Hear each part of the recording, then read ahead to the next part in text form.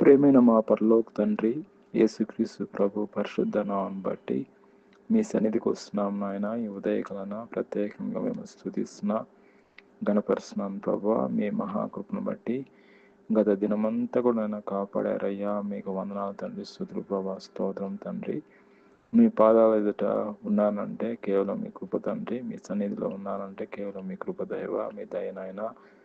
ఈ సమయంలో ఉదయకాలంలో ఎవరైతే ఏకీభవిస్తున్నారో వాళ్ళ గురించి నేను భారంతో ప్రార్థన చేస్తున్నాం, విశ్వాసంతో ప్రార్థన చేస్తున్నాం ఆయన. ప్రతి ఒక్కరిని మీరు అద్భుత రీతిగా బ్లెస్ చేయండి, ఆశ్చర్యరీతిగా దీవించండి. ఈ దినమంతా కృపాక్షేమంతో నడిపించండి. కోడి తన పిల్లల్ని ఏ విధంగా కాపాడదో అదేవిధంగా మీ కృపరక్షణ కృపణలో భద్రపరచండి.